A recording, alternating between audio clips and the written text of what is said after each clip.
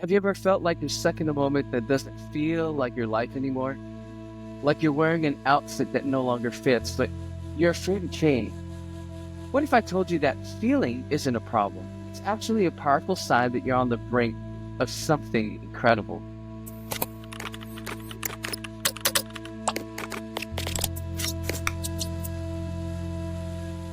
Hey everyone, Dr. Lem Usita here. I've spent over 2 decades working with young adults, professionals, and college students, and working with them has taught me one universal truth. Life is a series of transitions, and how you navigate those transitions determine everything. Today we're deep diving into understanding life's seasons, those profound moments that feel scary, exciting, and completely overwhelming all at once. Now, let's talk about comfort zones. It's the one that you're currently in before a transition. We all have them, those familiar patterns and ways of being that have worked for us in a particular season of life. Maybe it's the job that you've been in for years, the relationship that feels safe, or the daily routine that doesn't challenge you. Psychological research shows that our brains are wired to seek comfort and predictability. A study from the University of Southern California found that humans naturally resist change because our neural pathways prefer established patterns, and it's why making a major life transition feels so uncomfortable. But here's what most people don't understand about comfort zones. They're not just about feeling safe, they're about identity. Your comfortable way has become part of who you are. Think about it. Maybe you're the reliable friend who never says no. Maybe you're the employee who always stays late, or the partner who avoids conflict at all costs. These patterns aren't just habits, they're a part of who you are. They're a part of your identity. It's your comfortable way of being. Now, I've worked with a client who's brilliant at her marketing job. She had systems in place, knew exactly how to handle every situation, and could practically do her work in her sleep. But when a promotion to leadership came up, she froze. Why? Because her comfortable way, being the perfect executor, wouldn't work in a role that required delegating and strategic thinking. The truth is, if you want to grow, you must be willing to outgrow not just your current season, but parts of your current identity. Now let me repeat that. The truth is, if you want to grow, you must be willing to outgrow not just your current season, but parts of your current identity. Transitions are messy. They're supposed to be.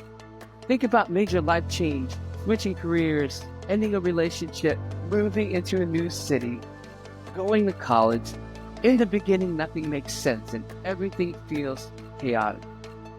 Developmental psychologists like Eric Erickson have long studied how humans navigate life changes. His research reveals that each transition requires us to develop new skills and new perspectives and fundamentally new ways of being. But here's what nobody tells you about this chaos. It's actually a sign of growth. Think of it like renovating a house. Before you can build something new, you have to go through the demolition phase. It's dusty, it's messy, and sometimes you have to live without a kitchen for a while. But the chaos is necessary for the renovation to happen. I remember working with Mark, a successful corporate lawyer who decided to start his own practice. The first 6 months were absolute chaos. His perfectly organized calendar became unpredictable. His clear career trajectory became uncertain. His identity as a successful lawyer was challenged daily. But through the chaos, he discovered something incredible. He was capable of so much more than his old comfortable way had allowed him to believe. The key is not to fight the chaos, but to understand it as a necessary part of growth. It's the space between who you are and who you are becoming. Now here's 4 critical insights for navigating transitions. Number 1, recognize what must change. Each new season demands something different from you. The skills that made you successful in your previous season might not work in the next season. A marketing strategy that worked 5 years ago might be obsolete today. The communication style that worked in your last relationship might not serve currently. But here's the deeper truth. It's not just about skills or strategy, it's about fundamental ways of being. And let me give you some examples. The people pleasing that helped you build relationships early in your career might be holding you back from being an effective leader. The independence that made you successful as a single person might need to evolve when you enter a committed relationship. The perfectionism that got you top grades in school might be paralyzing you as an entrepreneur. So you need to ask yourself, what worked before that no longer serves me now? What parts of your identity need to evolve for this new season? Number 2, clarify your calling. Transitions bring clarity. They force you to look inward and ask fundamental questions about your purpose. Many of my coaching clients experience their most significant breakthroughs during times of transition. Remember, you're moving into a new season with new rules and new ways of being.